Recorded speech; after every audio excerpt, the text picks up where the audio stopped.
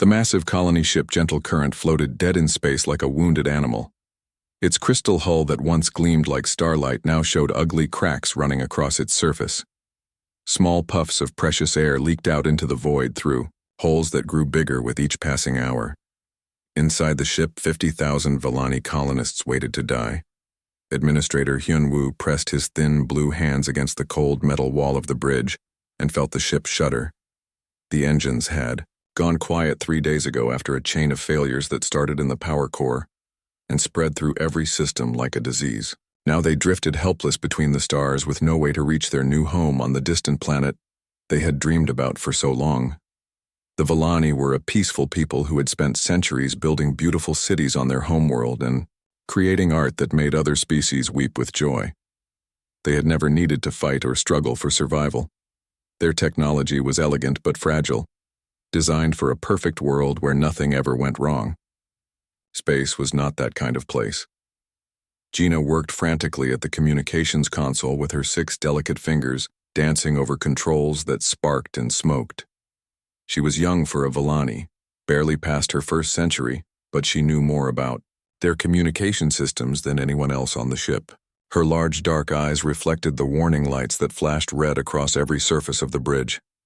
"I can boost the emergency beacon," she said in the musical voice that all Villani shared, "but it will use the last of our auxiliary power. After that, we will have nothing left." Hyun-woo nodded slowly. He was old enough to remember when his people first joined the Galactic Union and learned that they were not alone in the universe. Back then, everything had seemed so wonderful and safe. The galaxy was full of peaceful species who helped each other and shared knowledge freely. Wars were things that happened in ancient history books, not in the civilized present. "Send the signal," he said. "Our Elhari friends will come for us. They have fast ships and good hearts." Gina activated the beacon, and immediately the lights on the bridge dimmed as power flowed out of their dying ship. The message was simple and standard, the kind of distress call that any civilized species would recognize and respond to quickly. It contained their location, the number of people aboard, and their urgent need for rescue before their life support failed completely. The message traveled out through subspace at many times the speed of light, reaching across dozens of star systems in minutes. Somewhere out there, friendly ships would receive it and immediately change course to help them. The Elhari were known for their kindness and their fast medical ships. The Zenthari had huge vessels that could carry thousands of refugees. Even the proud Thaxians would not leave civilians to die in space. Hours passed slowly as the ship grew colder. Parents held their children close and sang old songs to keep them calm. The elderly meditated in groups and shared what little food remained. Engineers worked desperately to stretch their life support for a few more days, knowing that help would surely come soon. Then the communication console chirped with an incoming message. Gina stared at the display in confusion. The signal was coming from a direction where no civilized worlds existed. It was from the outer rim where only pirates and outcasts lived. She checked her instruments twice before accepting that the readings were correct. "Administrator," she called softly, "we have a response to our distress call." Hyun-woo hurried to her station and looked at the strange symbols on the screen. The message was in Galactic Standard, but the translation software marked it with warning signs. The accent was harsh and unfamiliar, unlike the gentle voices they knew from other species. "This is Fleet Admiral Dong Min of the Terran Colonial Defense Fleet," the message began. "We have received your distress call and are responding immediately. A rescue flotilla is en route to your position and will reach you in 18 hours. Maintain your current position and prepare for rescue operations." The bridge fell silent except for the hum of failing life support systems. Every Villani who heard the message felt their throat sacs contract with fear. Terrans meant humans, and humans were the Deathworlders that civilized species whispered about in frightened voices. According to the stories, humans came from a world so violent and dangerous that it had tried to kill them every day for millions of years. They had fought predators with claws and teeth, survived ice ages that would have destroyed any other species, and turned warfare into an art form. They were small and compact but incredibly strong, with reflexes like striking serpents and an appetite for violence that made even the warlike Thaxians nervous. Cancel the message, Hyunwoo ordered quickly. Contact our allies instead. Gina tried to send new signals but received only automated responses, saying that all nearby Elhari ships were engaged in other missions and could not respond for several days. The Zenthari medical fleet was dealing with a plague outbreak 3 sectors away. Even the Thaxian patrol ships were busy with training exercises and could not break away. She tried to cancel the human response but received an immediate reply from Fleet Admiral Dong Min that made her hands shake. Negative. We do not leave people to die in the void. Maintain position and prepare for rescue operations. Any attempt to refuse aid will be ignored. The message cut off abruptly, leaving the bridge in stunned silence. What have we done? Whispered Hyunwoo. Stories about humans filled the databases of every civilized species. They were said to be brutal warriors who treated combat like entertainment. Their ships were floating fortresses bristling with weapons designed to destroy entire planets. They conquered worlds not through diplomacy, but through overwhelming force, and they never took prisoners. Some said humans were so violent that they fought wars against each other for fun when they could not find enemies elsewhere. Others claimed they were so tough that they could survive in environments that would kill any other species instantly. All the stories agreed on one thing: humans were dangerous beyond measure. Yet here they were, rushing to help complete strangers who had not asked for their aid. Maybe the stories are wrong, said Gina hopefully. Maybe they are coming to help us, not hurt us. Hyunwoo wanted to believe that, but fear made his thinking unclear. Why would the most dangerous species in the galaxy want to rescue peaceful Villani colonists? What could they possibly gain from saving people who had nothing to offer except gratitude? The hours crept by with agonizing slowness as systems continued to fail throughout the ship. The temperature dropped steadily, and some of the older colonists began to show signs of hypothermia. Parents wrapped their children in every blanket they could find, while engineers shut down non-essential areas to conserve what little power remained. Through it all, the crew monitored their sensors for signs of the approaching human fleet. Long range. Detectors picked up gravity signatures moving toward them at speeds that seemed impossible. Whatever ships the humans were using, they were fast beyond anything in Villani experience. 18 ships, reported the sensor operator in a voice tight with fear. No, 24. The signatures keep changing as if they are altering their formation while traveling. That was another disturbing sign. Only military fleets practiced complex maneuvers while in hyperspace. Peaceful rescue ships would simply travel in a straight line to reach the disabled vessel as quickly as possible. As the final hour approached, the Villani crew gathered on the bridge to wait for their fate. Children pressed against the viewing ports trying to see the stars, while adults prayed to their ancestors for protection. Everyone knew that their lives were about to change forever, though none of them could imagine how completely. The first human ships began dropping out of hyperspace exactly 18 hours after their initial message, appearing in flashes of twisted spacetime that hurt to look at directly. What the Villani saw changed everything they thought they knew about the universe. The human fleet that emerged from hyperspace looked nothing like what the Villani had expected from the terrifying stories they had heard. Instead of sleek warships bristling with weapons, they saw a collection of ships that seemed to be built for work rather than war. Cargo haulers with extra hull plating, medical vessels marked with red crosses, and what appeared to be converted mining ships with massive industrial equipment attached to their hulls. At the center of the formation floated a large ship called Soul's Pride that looked more like a mobile space station than a warship. Its hull was covered with sensor arrays, docking ports, and communication dishes instead of the missile launchers and energy cannons that military vessels usually carried. The whole fleet moved with practiced precision but without the aggressive postures that warships typically displayed when approaching unknown vessels. Gina watched the sensor readings with growing confusion as the human ships spread out around the disabled gentle current. "They are not targeting us with weapons," she reported to Administrator Hyunwoo. "Their ships appear to be scanning for structural damage and life support status." Within minutes of arriving, the humans were already talking to them over the communication channels. Fleet Admiral Dongmin's voice came through clearly, speaking Galactic Standard with the harsh accent that marked him as a native of Earth. Gentle Current, this is Admiral Dongmin aboard Soul's Pride. We are beginning rescue operations immediately. Prepare to receive boarding parties for emergency repairs and medical assistance. Do not be alarmed by our appearance or methods. We are here to help. Before the Villani could respond, smaller ships began launching from the human fleet and heading toward their vessel. These looked like shuttles and work pods, not assault craft. Still, every Villani on the bridge felt their survival instincts, screaming warnings as the alien ships approached their hull. The first human to board the Gentle Current was Captain Minho, from a ship called Busan Runner. He came through the airlock wearing what looked like a personal suit of armor rather than a standard environmental suit. The material was dark and flexible, but obviously much stronger than anything the Villani used. His helmet had multiple visual sensors and what appeared to be targeting systems built into the faceplate. Behind him came Chief Medical Officer So-young and Engineer Tai-hyung, both wearing similar suits that made them look like warriors rather than rescue workers.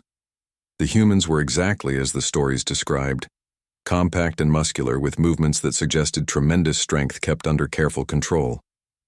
Even through their helmets, the Villani could see eyes that seemed to take in every detail of their surroundings in seconds. The Villani crew members pressed themselves against the walls as the humans strode through their corridors with confident steps that rang loudly on the metal flooring. Everything about them suggested predators who were comfortable in dangerous environments and ready for violence at any moment. But instead of conquest or threats, the humans immediately began working to save the ship. Engineer Tae-hyung moved to the main power coupling with tools that seemed far too advanced for simple repairs. He spent only minutes examining the Villani systems before shaking his head and pulling out equipment from his portable kit. Without asking permission, he began tearing apart control panels that had taken Villani engineers weeks to install. "What are you doing?" asked the Villani chief engineer in a voice tight with fear. "Fixing your power distribution," Tae-hyung replied, while his hands moved with disturbing speed through the ship's internal systems. "Your design is elegant but fragile, good for peaceful environments, terrible for emergency situations. I am making modifications that will keep you alive." The human worked with an efficiency that seemed almost violent, ripping out components and replacing them with parts from his kit that looked crude and bulky compared to Villani engineering. But as he worked, the lights grew brighter, and the air, circulation systems began humming with renewed strength. Whatever he was doing, it was working better than anything the Villani had managed in 3 days of desperate effort. Chief Medical Officer So-young set up what she called a field hospital in the ship's main cargo bay. The equipment she unpacked looked more like surgical tools designed for a battlefield than the gentle medical devices that Villani physicians used. When she began treating injured colonists, her methods seemed harsh and direct compared to their own healing practices. "Your medicine focuses on comfort," she explained to a Villani doctor who watched in fascination as she worked. "Ours assumes that the patient needs to be functional quickly in case there are more emergencies. Different philosophy, but it keeps people alive in dangerous situations." The medicines she used would have been toxic to most species, but they worked incredibly fast on the few humans who had minor injuries from the boarding process. Pain that would have incapacitated a Villani for days disappeared in minutes under human treatment. Captain Minho coordinated the rescue operation from the bridge of the Gentle Current with a calm competence that amazed Hyunwoo. The human treated their desperate situation like a routine training exercise, giving orders through his communication system to dozens of other human ships that were positioning themselves around the disabled vessel. "Why did you respond to our call?" Gina asked him during a brief break in the constant activity. "We are strangers to you, and not very useful ones." Minho looked at her through his helmet's transparent faceplate with eyes that seemed much older than his youthful human features suggested. "This is what neighbors do," he said simply. "When someone is in trouble, you help them. Does not matter if you know them or not." The cultural differences became more obvious as the rescue continued. The humans worked in shifts that lasted 20 hours without rest. consuming food and drinks that the Villani quickly realized contained stimulants and chemicals that would kill most other species. They moved through the ship's dangerous areas without fear, treating radiation leaks and structural collapses as minor inconveniences rather than life-threatening emergencies. "How do you survive eating that?" asked a young Villani who had watched Taehyung consume what appeared to be a meal composed entirely of toxins and preservatives. The human engineer paused in his work on the life support systems and smiled, though the expression looked somewhat predatory on his alien features. "Everything on Earth tried to kill us for millions of years," he said. "Plants, animals, weather, even the ground under our feet. We adapted by becoming tougher than everything else. What is poison to you is just flavor to us." That statement sent chills through every Villani who heard it. They began to understand why other species called humans Deathworlders. These beings had evolved on a world so hostile that they had become immune to dangers that would destroy entire civilizations of more peaceful species. Yet despite their frightening capabilities, the humans continued working tirelessly to save every life aboard the Gentle Current. They shared their own food supplies when Villani rations ran low, though they had to process everything through special filters to make it safe for non-human consumption. They gave up their own rest periods to care for elderly colonists who were struggling with the cold and low oxygen. Most disturbing of all, they seemed to genuinely enjoy the work of rescue and repair. While the Villani crew grew exhausted from stress and fear, the humans appeared energized by the challenge of saving a dying ship in the depths of space. This was clearly what they had been designed for by millions of years of brutal evolution. As the second day of rescue operations began, Hyun-woo found himself talking with Admiral Dong-min, who had transferred from his own ship to personally oversee the most difficult repairs.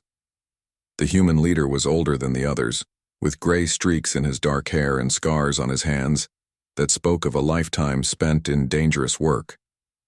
"Your people are remarkable," Hyun-woo said carefully, not wanting to offend these powerful beings who held his people's lives in their hands. "We are survivors," Dong-min replied while watching his engineers rebuild the Gentle Current's main engine, from spare parts and scrap metal. "Every human alive today exists because our ancestors refused to give up when the ice came, when the volcanoes erupted, when the predators hunted us. We carry that stubbornness in our genes." The Admiral's words were spoken calmly, but they contained implications that made Hyun-woo's throat sacs contract with renewed fear. These humans were the descendants of beings who had fought their way to the top of the food chain on a world that sounded like a nightmare. They had not achieved peace through wisdom and cooperation like the Villani, but through becoming so dangerous that nothing else could threaten them. Yet here they were, using all that terrifying capability to save strangers who could offer them nothing in return. The contradiction was almost impossible for Hyun-woo to understand, but as he watched the humans work through their second sleepless day, he began to see a different picture emerging. These Deathworlders were not the mindless killers that stories claimed. They were something far more complex and perhaps more frightening. Survivors who had learned that cooperation and strength together were more powerful than either quality alone. The rescue was succeeding beyond all expectations, but Hyun-woo was beginning to realize that his people's real education was just beginning. On the third day of rescue operations, Administrator Hyun-woo found himself spending more time with Fleet Admiral Dong-min as the human leader supervised the rebuilding of critical systems throughout the Gentle Current. The Admiral worked alongside his engineers rather than simply giving orders, his scarred hands moving with the same practiced efficiency that marked all the humans Hyun-woo had observed. The contrast between their species became more obvious with each passing hour. Where Villani engineering focused on beauty and elegance, human modifications were brutal in their effectiveness. They replaced delicate crystal circuits with thick metal cables, installed backup systems for backup systems, and reinforced hull sections with materials that looked like they belonged on military vessels rather than civilian ships. "Your species designs for peace," Admiral Dong-min observed while watching a group of Villani crew members struggle to understand the emergency procedures that Engineer Taehyung was trying to teach them. "It creates beautiful things that work perfectly, under ideal conditions." The Admiral gestured toward a section of wall where human engineers had installed what appeared to be an armored bulkhead over the original Villani paneling. The modification was ugly compared to the flowing lines of the ship's original design, but even Hyunwoo could see that it would hold against pressures that would crush the crystal composite underneath.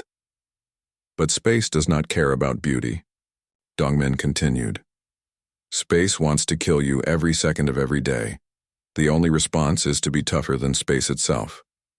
The Admiral showed Hyunwoo holographic records from his personal files, images of human colonies that looked more like military fortresses than the peaceful settlements that other species built. Massive installations with multiple redundant systems, agricultural stations that could survive asteroid impacts, research outposts built inside the dangerous radiation fields near black holes.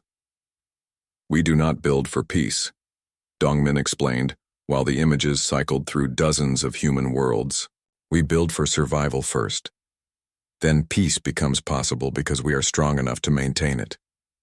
The philosophy was so different from Villani thinking that Hyunwoo struggled to understand it.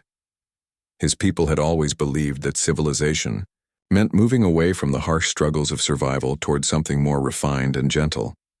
They had built their society on the principle that intelligent beings should not have to fight for their lives once they developed technology and wisdom.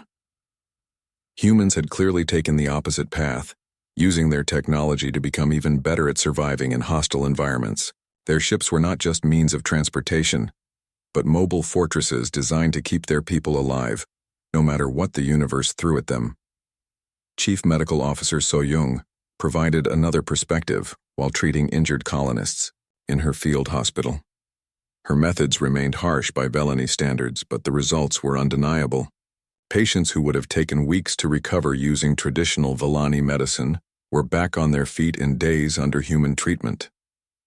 Your medicine prevents suffering, she explained to Gina, who had become fascinated by the differences in their approaches.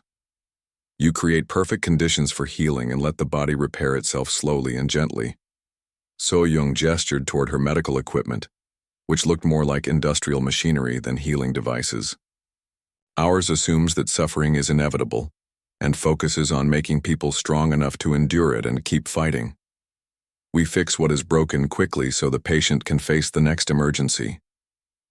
The human medical officer had treated everything from simple cuts to complex internal injuries with the same efficient brutality. She used medicines that would poison most species, surgical techniques that seemed designed for battlefield conditions, and diagnostic equipment that could scan a patient completely in seconds rather than the hours that Villani physicians required.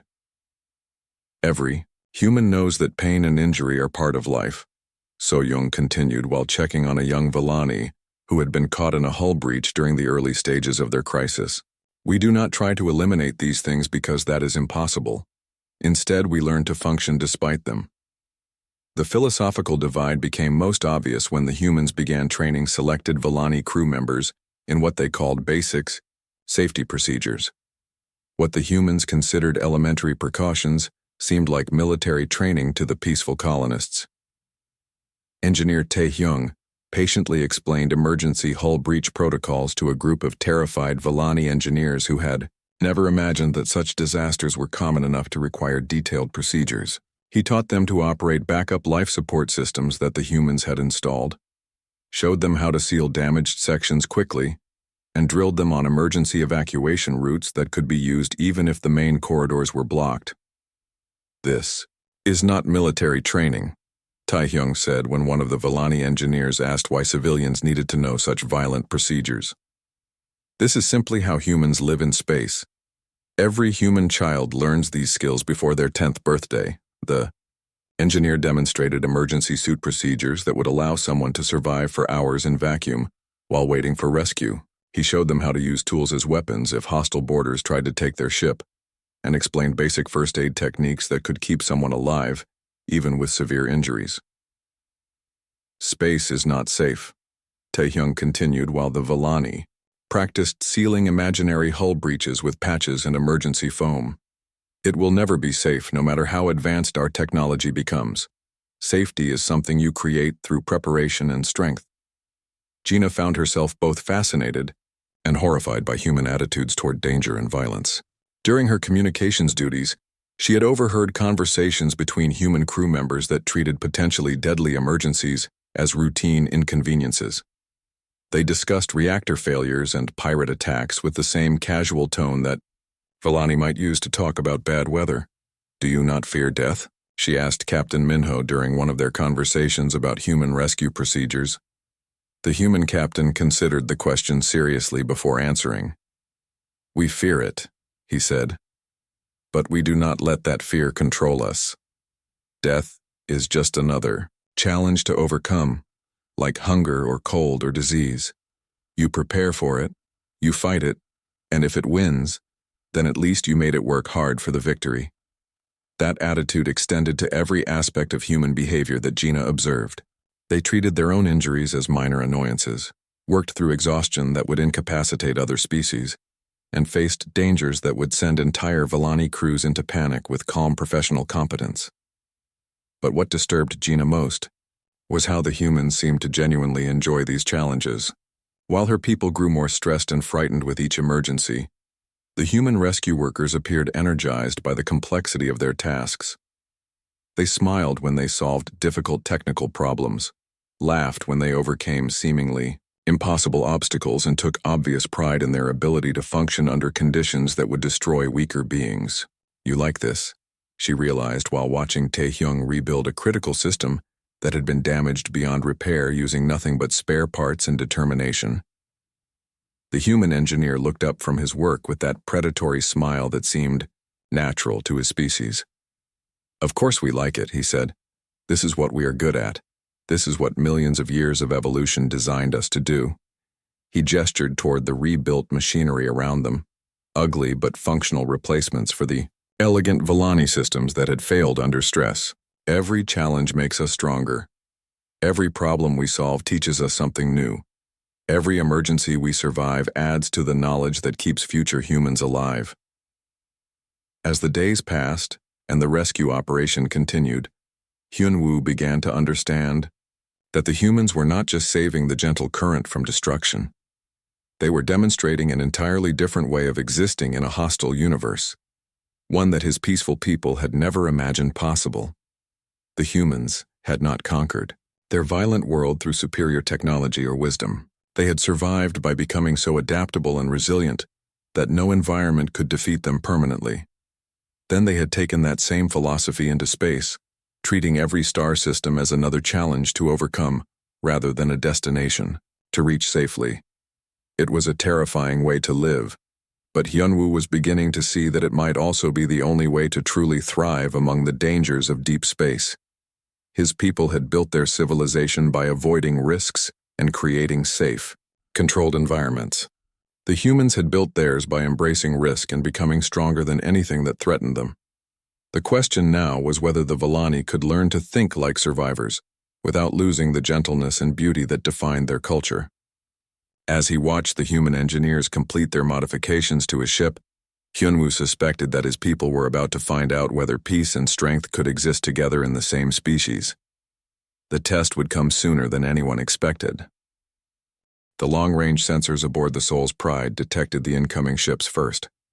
Deep space was full of radiation and debris that could hide vessel signatures, but human technology had been designed to find threats in the most hostile environments imaginable.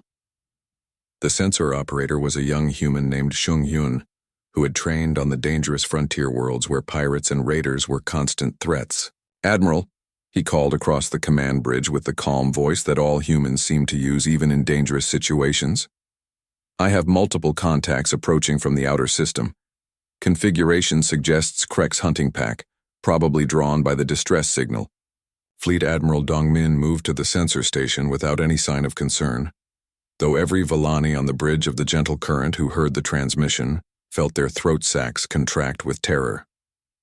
The Kreks were known throughout the galaxy as ruthless scavengers who followed distress signals like predators tracking wounded prey.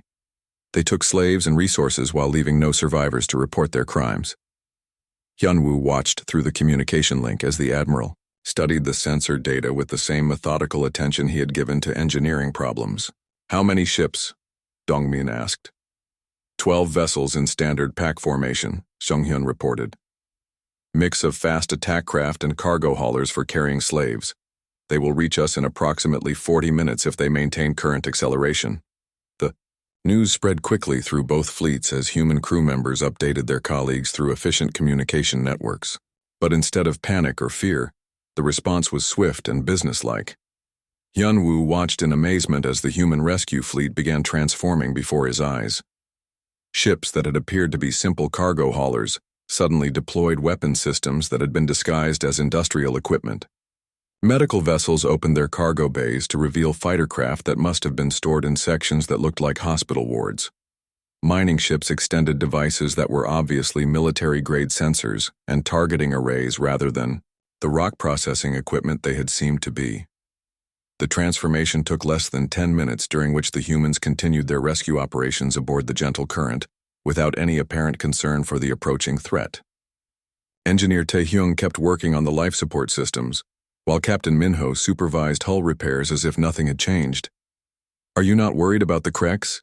Gina asked Minho, as she watched human fighter pilots boarding their craft through the viewing ports. The human captain glanced up from his work on the navigation system with that predatory smile that was becoming familiar to the Villani crew.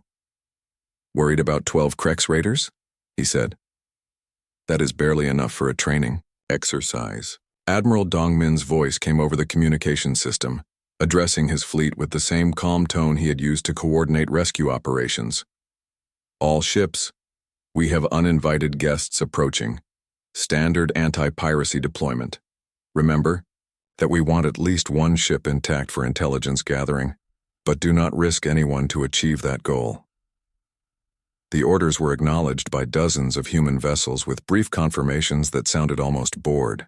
These people were clearly treating the arrival of a Kreks raiding fleet as a minor interruption, rather than a life-threatening crisis. Captain Minho received his own orders through a private communication channel, then turned to address the Villani crew members who had gathered on the bridge in terror. "We are going to remove the threat to your ship," he said simply. "Continue with normal rescue operations. This will not take long." Hyunwoo wanted to ask how the humans could be so confident when facing enemies that had terrorized peaceful species for centuries. But the words stuck in his throat as he watched the tactical display. The human fleet was spreading out in what appeared to be a defensive formation around the disabled Gentle Current, but their movements suggested something far more aggressive than simple protection. The Kreks ships appeared on long-range sensors, as red dots moving in the coordinated patterns that marked them as experienced raiders. They had clearly done this many times before, following distress signals to find helpless victims who could be easily overwhelmed and captured. 12 ships were more than enough to destroy any normal rescue operation and claim both the original victims and their would-be saviors as prizes. But as they closed to weapons range, the Kreks found themselves facing something that no pirate fleet had ever encountered before. Humans who were prepared for violence and equipped with technology designed by survivors who had learned to turn every tool into a weapon when necessary. The battle began when the Krek ships opened fire with energy weapons designed to disable, rather than destroy. Pirates wanted their victims alive and their ships intact for maximum profit. The human response was immediate and overwhelming. Fighter craft that had been hidden in cargo bays swarmed out like angry insects, their small size and incredible speed making them nearly impossible to target effectively. The converted cargo haulers revealed themselves to be carrying weapons that belonged on military cruisers, while the mining ships used their industrial equipment to launch projectiles with the force of artillery shells. Hyunwoo watched the tactical display in stunned silence as the human fleet dismantled the Kreks raiders with precision that spoke of centuries of experience. The pirates had expected to face frightened civilians, or perhaps lightly armed security forces. Instead, they found themselves fighting opponents who treated combat like a deadly science. The engagement lasted exactly 14 minutes from first contact to the destruction of the last Kreks vessel. The humans coordinated their attacks with mathematical efficiency, using their superior technology and training to eliminate threats while minimizing their own exposure to danger. 3 Kreks ships were destroyed outright when they tried to fight, while the remainder were disabled and boarded by human marines who moved through the alien vessels like professional soldiers. But what disturbed Hyunwoo most was how the humans treated the battle as background noise to their ongoing rescue operations. Chief Medical Officer Soyoung continued treating injured colonists, while explosions lit up the space around them. Engineer Tai-hyung kept working on engine repairs as human fighters danced between laser beams and missile contrails. The rescue operation never slowed down. "How can you ignore a battle happening right outside?" Hyunwoo asked Admiral Dongmin, who had remained on the bridge of the gentle current throughout the engagement while coordinating both the fight and the rescue through his communication systems. "Because the battle is not our primary mission," the Admiral replied while watching his engineers complete the installation of new power distribution systems. "Our job is to save your people and get your ship moving again. The pirates were just an obstacle to remove." The casual way the human leader spoke about destroying 12 ships filled with living beings made Hyunwoo's skin crawl with fear. These were not the peaceful rescuers he had been trying to understand for the past 3 days. These were warriors who had turned violence into a tool as precise and efficient as any other piece of technology. Yet as he watched the aftermath of the battle, Hyunwoo saw something that complicated his growing fear. The human Marines who boarded the surviving Krek's vessels were taking prisoners, rather than simply killing their enemies. The disabled pirate ships were being secured and prepared for transport to human space, where the criminals would face justice rather than execution. "Why do you spare them?" he asked. "They would have killed all of us without hesitation." Admiral Dongmin looked at him with those predator eyes that seemed to see through to his soul. "Because that is what separates civilization from barbarism," he said. "We kill when we must, but we do not kill when we do not have to. The galaxy has enough death already." The philosophical complexity of that statement left Hyunwoo struggling to understand these impossible beings who combined overwhelming violence with strict moral codes. They had destroyed a pirate fleet with casual efficiency, then immediately returned to saving strangers who could offer them nothing in return. As the last of the Krek ships was secured and the immediate threat ended, the human fleet resumed its rescue formation around the gentle current. The fighter craft returned to their hidden berths while the disguised weapons were folded back into configurations that made them look like innocent industrial equipment.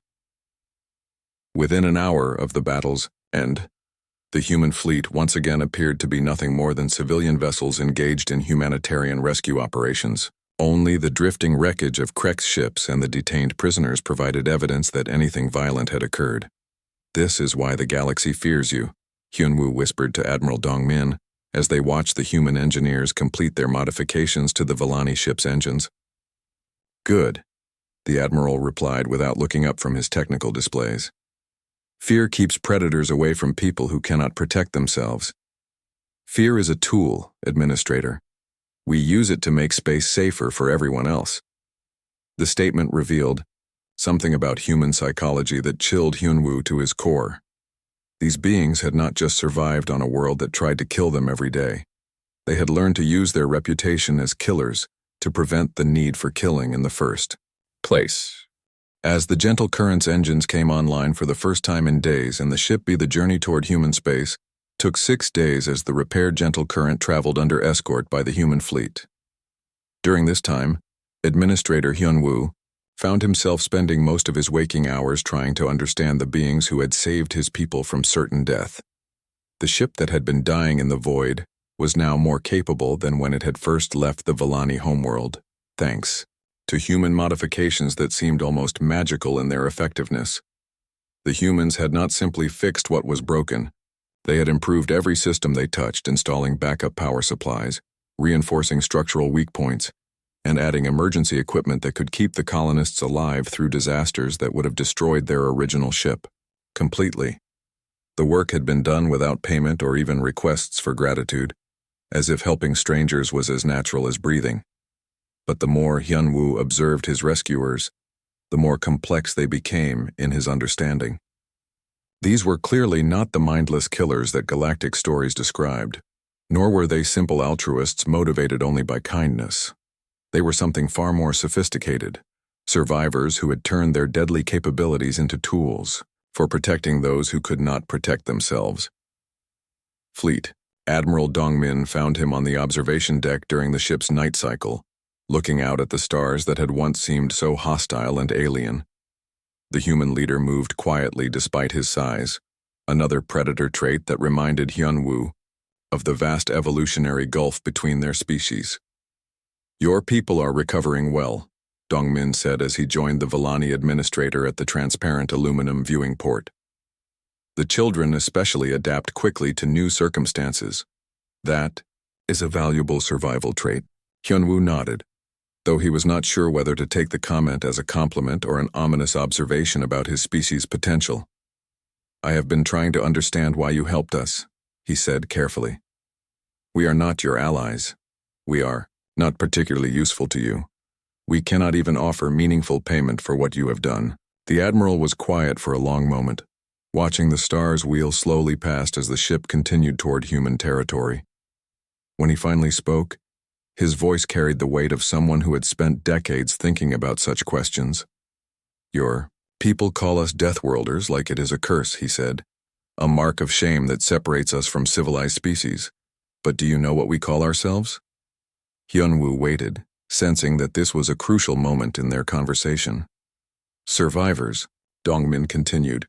"Every single human alive today exists because their ancestors were the ones who did not give up when the ice ages came, when the volcanoes erupted, when the predators hunted them through forests that wanted them dead. We carry that stubbornness in our genes, that refusal to quit even when the universe itself seems determined to destroy us." The Admiral gestured toward the modified systems that human engineers had installed throughout the ship during the rescue operation. "Your species evolved on a gentle world that taught you to create beauty and seek harmony. Admirable traits that produced art and philosophy that makes even humans weep with appreciation. But space is not a gentle place."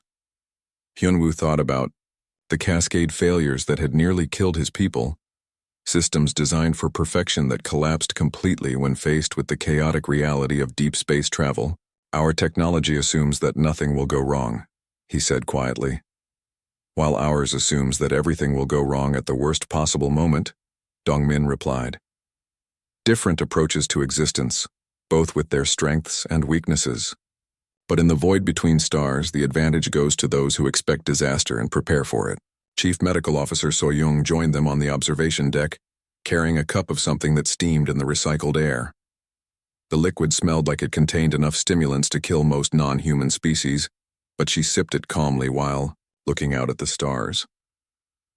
"Administrator Hyun-woo has been trying to understand why we helped his people," Admiral Dongmin explained to the medical officer.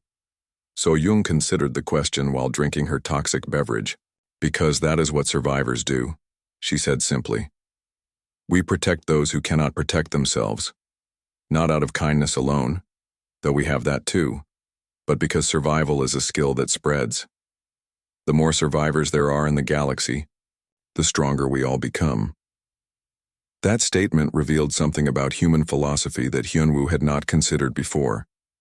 These beings did not help others out of simple altruism or moral obligation. They helped because they understood that increasing the overall survival capability of galactic civilization made everyone safer in the long run. "You are not rescuers," he realized. "You are teachers." "Now you begin to understand," Admiral Dongmin said with what might have been approval in his voice. "We do not save people so they can return to being helpless. We save them so they can learn to save themselves and others when the next crisis comes." As if summoned by their conversation, Engineer Tae-hyung appeared on the observation deck with a group of young Villani who had been learning human emergency procedures. The colonists looked tired but excited, as if they had been engaged in challenging but rewarding work. "They are quick learners," Tae-hyung reported to the Admiral. "Give them another few days and they will be able to handle most emergency repairs without assistance. Their natural artistic abilities translate well to creative problem-solving." Liao. Young Villani beamed with pride at the humans' praise, though Hyunwoo noticed that they now carried toolkits that looked suspiciously like the ones the human engineers used. They had also adopted the practical clothing and confident postures that marked people who were comfortable working with dangerous machinery. "What have you done to them?" Hyunwoo asked, though he was not sure whether he was pleased or alarmed by the changes in his people. "We have taught them that they are stronger than they believed," So-young replied. "Fear makes people weak, but knowledge makes them strong. They are the same gentle artists they always were, but now they also know how to keep themselves and their families alive when systems fail. Over the remaining days of their journey, Hyun-woo watched this transformation spread throughout the ship as more colonists learned human survival techniques and adopted human attitudes toward danger and uncertainty. They did not become warriors or lose their essential Villani nature, but they gained something that had been missing from their culture: the confidence that comes from being prepared for whatever the universe might throw at them. When they finally reached the edge of human space, Hyun-woo saw something that completed his understanding of these remarkable beings. The region was filled with ships from dozens of different species, all bearing the modifications and improvements that marked them as having received human assistance. Elhari science vessels with human defensive systems, Zenthari medical frigates, equipped with human emergency response equipment, even proud Thaxian warships that had been upgraded with human engineering improvements. The space around the human worlds was not a collection of conquered territories, but a community of survivors who had learned from the galaxy's most successful species. "How many others have you helped?" Hyun-woo asked as they watched a massive Zenthari hospital ship dock with a human space station for what appeared to be routine maintenance and upgrade work. "Every species that is asked," Admiral Dongmin replied, "and many that did not ask but needed help anyway. The galaxy is full of dangers that no one can face alone. Together, we are all much harder to kill." As the gentle current received clearance to proceed to their destination, now under the protection of the growing community of human allied species, Hyun-woo finally understood what had really happened during their rescue. His people had not simply been saved from death in the void. They had been invited to join something larger and stronger than any single species could achieve alone. The Deathworlders had not come to conquer or destroy. They had come to teach the galaxy that survival was not just about avoiding death, but about becoming strong enough to help others avoid death as well. In a universe that seemed designed to kill every living thing in it, cooperation between species was not just morally right, but tactically necessary. The Villani distress signal had not called for rescue. It had announced their application to join a community of survivors who refused to let anyone die alone in the dark between the stars. 6 months later, the Villani colony of New Prosperity thrived on their new world, but it looked nothing like the peaceful settlement they had originally planned. The colony was built to human survival standards, hardened against natural disasters, self-sufficient for decades if cut off from outside supply lines, and defended by people who had learned that kindness and strength were not opposites but partners in the work of civilization. Hyun-woo, now bearing the title of Survival Coordinator, spent his days teaching other Villani the lessons he had learned from the Deathworlders. Safety was earned through preparation, peace was maintained through strength, and civilization was not a shelter from the universe, but a way of meeting its challenges with dignity and hope. When new distress signals arrived, it was often the Villani who responded first, not because they had become warriors but because they had learned what TIA